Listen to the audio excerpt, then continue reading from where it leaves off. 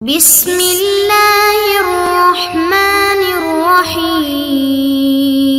السلام علیکم معزز طلباء کرام، آپ سب کیسے ہیں؟ آج ہم نور الانوار کے سبق نمبر 355 کو پڑھیں گے۔ آج کے ہمارے سبق کا عنوان ہے غائط کا مغیّہ میں داخل ہونا۔ جیسا کہ ہم نے گزشتہ سبق بھی الہ کے متعلق پڑھا اور ہم نے ایسی مثال پڑھی کہ دونوں غائطیں وہ مغیّہ میں داخل نہ ہوئیں، تو چونکہ یہ ٹوٹل ہی ہمارا پیراگراف اسی بارے میں ہے کہ غائط کہاں مغیّہ میں داخل ہوگی کہاں نہیں ہوگی، تو اسی حوالے سے اصول و ضوابط وغیرہ ذکر ہو رہے ہیں۔ تو آج کے سبق میں ہم ایسا قاعدہ پڑھیں گے کہ جس میں غائط مغیّہ میں داخل ہو جائے گی، اور پھر آئندہ سبق میں ہم پڑھیں گے کہ جس میں غائط مغیّہ میں داخل نہیں ہوگی بلکہ وہاں امتداد حکم مقصود ہوگا۔ تو یہ اس طرح سے ہمارا سبق آگے بڑھے گا اور پھر یہ الہ کا جو ہے وہ بیان مکمل ہوگا۔ تو آئیے آج کے سبق کی عبارت پڑھ کے اس کا ترجمہ کرتے ہیں، اس کے بعد اس کی وضاحت کی طرف بڑھتے ہیں۔ گزشتہ سبق میں ہم نے یہ وَأَمَّا دُخُولُ الْمَسْجِدِ الْأَقْصَى سے پہلے تک پڑھا تھا، تو یہیں سے ہم آغاز کرتے ہیں۔ مصنف علیہ رحمہ لکھتے ہیں وَأَمَّا دُخُولُ الْمَسْجِدِ الْأَقْصَى فِي قَوْلِهِ تَعَالَى سُبْحَانَ الَّذِي أَسْرَى بِعَبْدِهِ لَيْلًا مِّنَ الْمَسْجِدِ الْحَرَامِ إِلَى الْمَسْجِدِ الْأَقْصَى فَبِالْأَخْبَارِ الْمَشْهُورَةِ لَا بِالنَّصْفِ۔ اور اللہ تبارک و تعالیٰ کے قول سبحان الذی اسری بعبدہ لیلا من المسجد الحرام الی المسجد الاقصی میں مسجد اقصی کا داخل ہونا، تو یہ احادیث مشہورہ سے ثابت ہے، نص قرآن سے ثابت نہیں ہے۔ وَإِن لَمْ تَكُنْ قَائِمَةً بِنَفْسِهَا فَإِنْ كَانَ صَدْرُ الْكَلَامِ مُتَنَاوِلًا لِلْغَايَةِ كَانَ ذِكْرُهَا لِإِخْرَاجِ مَا وَرَاءَهَا فَتَدْخُلُ كَمَا فِي الْمَرَافِقِ۔ اور اگر غائط بذات خود قائم نہ ہو تو صدر کلام اگر غائط کو شامل ہو تو غائط کا ذکر ما سوائے غائط کو خارج کرنے کے لیے ہوگا، لہذا غائط مغیّہ میں داخل ہوگی۔ کما فی قولہ کما فی المرافق، جیسا کہ اللہ تبارک و تعالیٰ کے قول وَأَيْدِيَكُمْ إِلَى الْمَرَافِقِ میں، کیونکہ فی قولہ تعالیٰ وَأَيْدِيَكُمْ إِلَى الْمَرَافِقِ فَإِنَّهَا لَيْسَتْ قَائِمَةً بِنَفْسِهَا، بے شک یہ جو اللہ تبارک و تعالیٰ کا فرمان ہے، اس میں جو مرافق ہے یہ بذات خود قائم نہیں ہے۔ وَصَدْرُ الْكَلَامِ وَهُوَ الْأَيْتِيَ مُتَنَاوِلٌ لَهَا لِأَنَّهَا مُتَنَاوِلٌ إِلَى الْإِبْتِ، اور جو صدر کلام ہے یعنی ایدیہ، یہ مرافق کو شامل ہے اس لیے کہ ایدیہ ابتی تک شامل ہوتا ہے۔ فَيَكُونُ ذِكْرُهَا لِإِخْرَاجِ مَا وَرَائِهَا فَتَدْخُلُ بِنَفْسِهَا، تو پس اس لیے اس کا ذکر اس کے ما سوا کو خارج کرنے کے لیے ہوگا اور غائط بذات خود داخل ہوگی۔ فَبَطَلَ مَا قَالَ زُفَرُ إِنَّ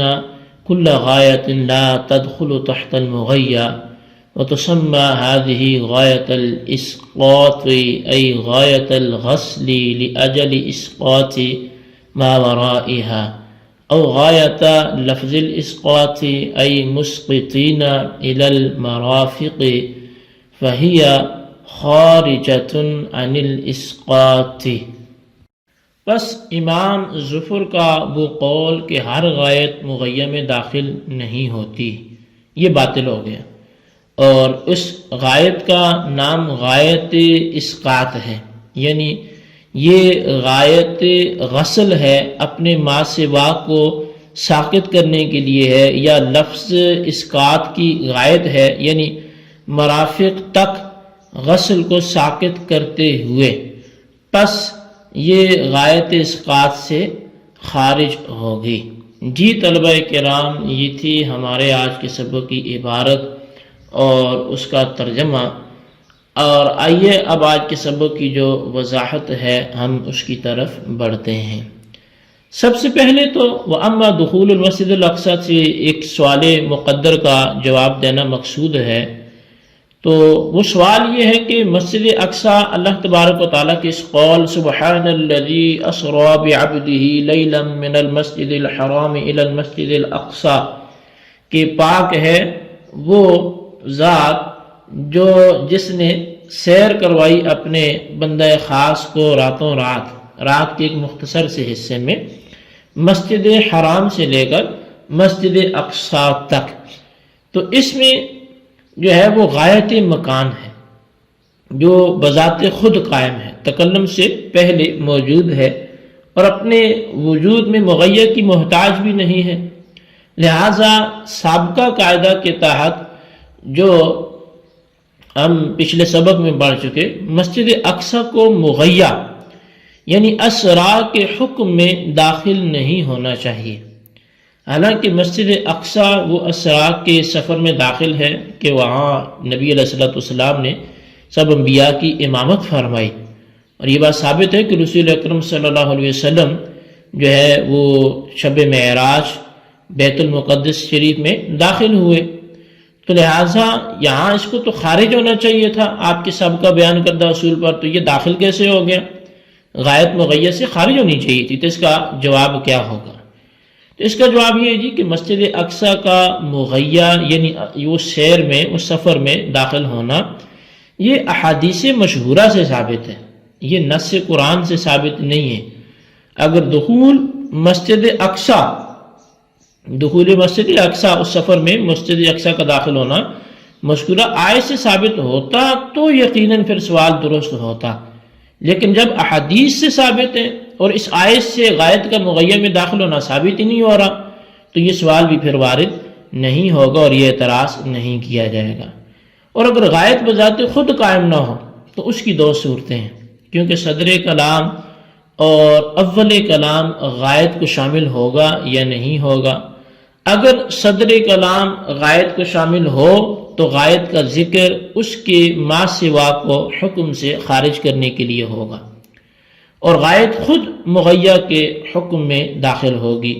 جیسے کہ ایدیکم الی المرافق میں مرافق ہے کہ مرافق بذات خود قائم نہیں ہے، اور صدر کلام یعنی ایدیہ مرافق کو شامل ہے، کیونکہ ید کا اطلاق ابط تک یعنی بغل تک ہوتا ہے، لہذا ید یہ مرفق کو شامل ہوگا، یہ کہنی کو شامل ہوگا، اور جب ید یعنی صدر کلام غایت یعنی مرفق کو شامل ہے تو قاعدے کے مطابق آیت میں غایت کا ذکر اس کے ماوراء کو مغیر کے حکم یعنی غسل سے خارج کرنے کے لیے ہوگا، اور غایت خود مغیر کے حکم یعنی غسل میں داخل ہوگی، اور مطلب یہ ہوگا کہ ہاتھوں کو اور مرافق کو دھویا جائے اور مرافق کے ما سوا بغل تک نہ دھویا جائے۔ اب صاحب نور الانوار نے کہا کہ متن میں بیان کردہ قاعدے سے امام ظفر رحمۃ اللہ تعالی علیہ کا یہ قول کہ کوئی غایت مغیر میں داخل نہیں ہوتی بلکہ ہر غایت مغیر سے خارج ہوتی ہے، یہ قول باطل ہو جائے گا۔ اور یہ غایت کے جس کا ذکر ابھی ہوا اس کو غایت اسقاط کہا جاتا ہے، یعنی الی المرافق فغسلوا سے متعلق ہے اور غسل کی غایت ہے،